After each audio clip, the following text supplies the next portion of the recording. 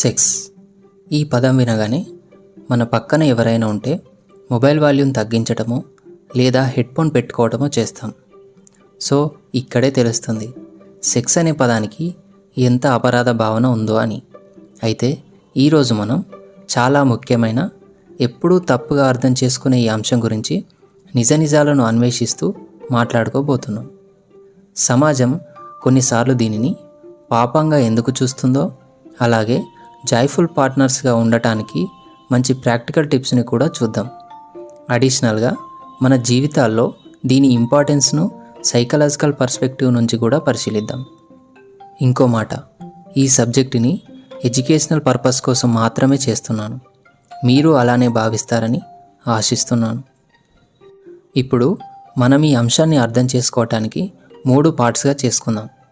First one, understanding what sex is, అంటే సెక్స్ని అర్థం చేసుకోవాలి.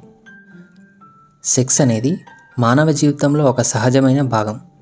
చాలామంది సెక్స్ అనేది శారీరక చర్యకు సంబంధించింది మాత్రమే అనుకుంటారు, కానీ అది కొద్ది వరకు మాత్రమే నిజం. ఎందుకంటే ఇది భావోద్వేగాలు, సాన్నిహిత్యంకు సంబంధించి పార్ట్నర్స్ మధ్య కనెక్షన్ని స్ట్రాంగ్ చేసే సంక్లిష్ట పరస్పర చర్య.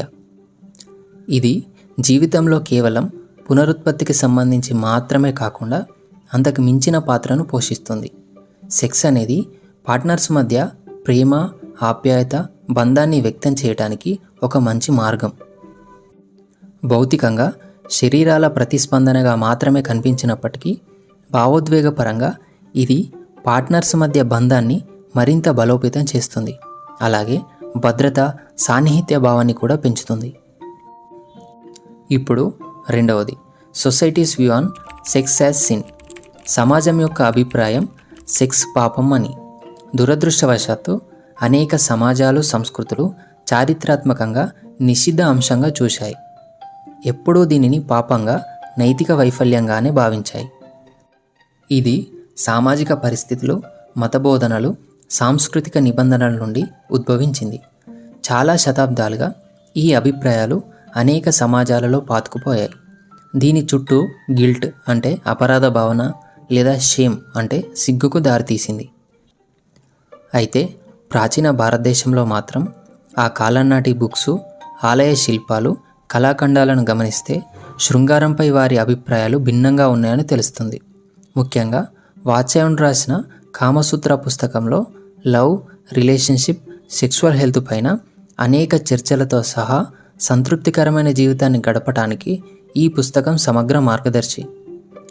సెక్స్ అనేది హ్యూమన్ ఎక్స్పీరియన్స్లో సహజమైన, ముఖ్యమైన అంశంగా ఆనాటి సమాజం ఎలా పరిగణించిందో కళ్ళకు కట్టినట్లు చూపిస్తూ సిగ్గుపడాల్సిన విషయం కాదు అని తెలుపుతుంది. Next, temple art and symbolism. పురాతన భారతీయులకు సెక్స్ పట్ల ఓపెన్ మైండ్ అంటే బహిరంగ వైఖరికి మరో నిదర్శనం మధ్యప్రదేశ్లోని ఖజురహో, ఒడిశాలోని కోనార్క్ వంటి దేవాలయాలపై ఉన్న క్లిష్టమైన, స్పష్టమైన శిల్పాలు.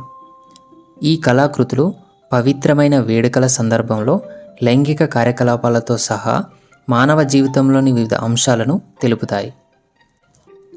9 నుండి 12వ శతాబ్దాల మధ్య నిర్మించిన ఈ దేవాలయాలు ఆధ్యాత్మికతతో లైంగికత యొక్క ఇంటిగ్రేషన్ అంటే ఏకీకరణను వివరించే వేలాది శిల్పాలను కలిగి ఉన్నాయి. అవి సెక్స్ను అంగీకరించడమే కాకుండా మానవ ఉనికిలో, కాస్మిక్ ఆర్డర్లో ఒక ముఖ్యమైన భాగంగా గౌరవించబడిందని తెలుపుతున్నాయి. ఇంకా హిందూ సంస్కృతిలో లైంగిక భాగాలను, అస్సాంలోని కామాఖ్య దేవాలయంలో ఉండే అమ్మవారిని శక్తి దేవతగా, అలాగే శివలింగాన్ని కూడా పూజించే గొప్ప సంస్కృతి మనది. మరి ఇక్కడి వరకు చరిత్ర బాగానే ఉన్నప్పటికీ మరి ప్రాబ్లం ఎక్కడ మొదలైంది చూద్దాం. మొదటగా మధ్యయుగ యూరోప్లోని మతాలు సెక్స్ అనేది వివాహంలో అంటే ప్రధానంగా సంతానం కోసం మాత్రమే జరగాలని, అంతకు మించితే అది పాపం అని ప్రచారం చేశాయి.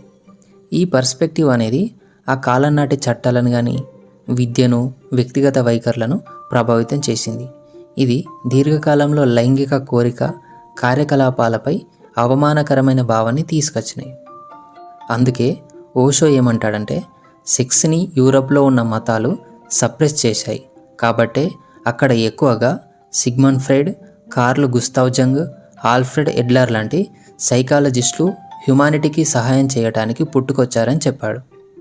మరి భారతదేశ విషయానికి వస్తే 15వ శతాబ్దంలో యూరోపియన్లు భారతదేశానికి రావడంతో ప్రాచీన భారతదేశంలో సెక్స్ పట్ల ఉండే బహిరంగ దృక్పథం వలసవాదుల రాకతో మారటం మొదలైంది.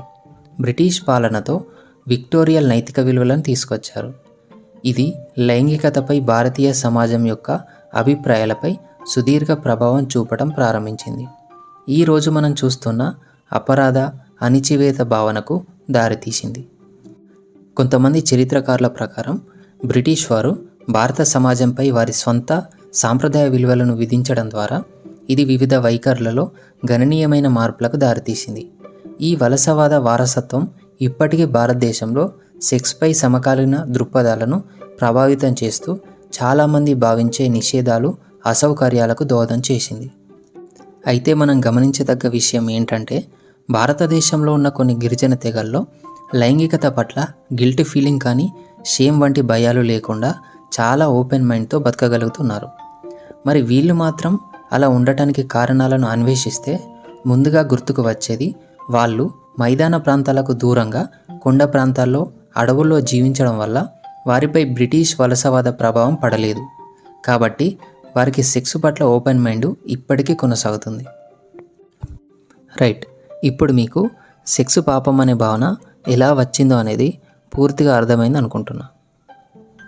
ఇప్పుడు how to be joyful partners with sex, మీ భాగస్వామితో సంతోషకరమైన సంబంధాన్ని ఎలా పెంపొందించుకోవాలో ప్రాక్టికల్ టిప్స్తో మాట్లాడుకుందాం. First one, communication. Open and honest communication అనేది కీలకం. మీ డిజైర్స్ని, బౌండరీస్ని, కన్సర్న్స్ని గురించి మీ పార్ట్నర్తో మాట్లాడండి. సెకండ్ వన్, మ్యూచువల్ రెస్పెక్ట్, పరస్పర గౌరవం అని. Respect each others bodies and boundaries. Me partner అనుమతి కూడా చాలా ముఖ్యం. Third one, exploration. మీరిద్దరు కలిసి కొత్త విషయాలను తెలుసుకోవడానికి ప్రయత్నించడం, ఒకరి పట్ల ఒకరు ఎగ్జైట్మెంట్తో ఉండడం నేర్చుకోవాలి. Fourth one, patience. ఒకరిని ఒకరు అర్థం చేసుకొని ఒకరి పట్ల ఒకరు ఓపికగా ఉండడం. ఫిజికల్ ప్లెజర్స్కి మించి సైకలాజికల్ బెనిఫిట్స్ కూడా ఉంటాయి. First, stress relief. లైంగికత ద్వారా ఎండార్ఫిన్లు, ఆక్సిటోసిన్లు అనే హార్మోన్ల విడుదల వల్ల స్ట్రెస్, యాంగ్జైటీ తగ్గుతాయి. అందుకే వాటిని లవ్ హార్మోన్స్ అంటారు. సెకండ్, డిప్రెషన్ వంటివి తగ్గి మానసిక స్థితి మెరుగవుతుంది. థర్డ్, ఎమోషనల్ బాండింగ్ పెరిగి పార్ట్నర్స్ మధ్య ట్రస్ట్, క్లోజ్నెస్ వల్ల రిలేషన్షిప్ స్ట్రాంగ్ అవుతుంది. Fourth one, emotional connection. భావోద్వేగ బంధాన్ని పెంచుకోవటం ద్వారా సాన్నిహిత్యం పెరుగుతుంది. ఒకటి గుర్తుంచుకోండి, పార్ట్నర్స్ లక్ష్యం కలిసి జీవన ప్రయాణాన్ని ఆస్వాదించటం, అంతేకాని దేనిలో పర్ఫెక్షన్ని సాధించడానికి కాదు. ఇప్పుడు నేను చెప్పినవన్నీ హెల్తీ రిలేషన్షిప్లో మాత్రమే సాధ్యమవుతాయని గుర్తుంచుకోండి. అంతేకాని ఇల్లీగల్ రిలేషన్షిప్తో ఆ బెనిఫిట్స్ అన్నీ రివర్స్లో పనిచేసి జీవితం నరకంగా మారుతుంది. ఈ ఇంపార్టెంట్ టాపిక్లో నాతో చేరి నా మాటలు ఇప్పటి వరకు భరించినందుకు thanks. And remember, sex is a natural and beautiful part of life. దానిని అర్థం చేసుకోవడం ద్వారా మంచి పార్ట్నర్స్ కాగలరు. Thank you again.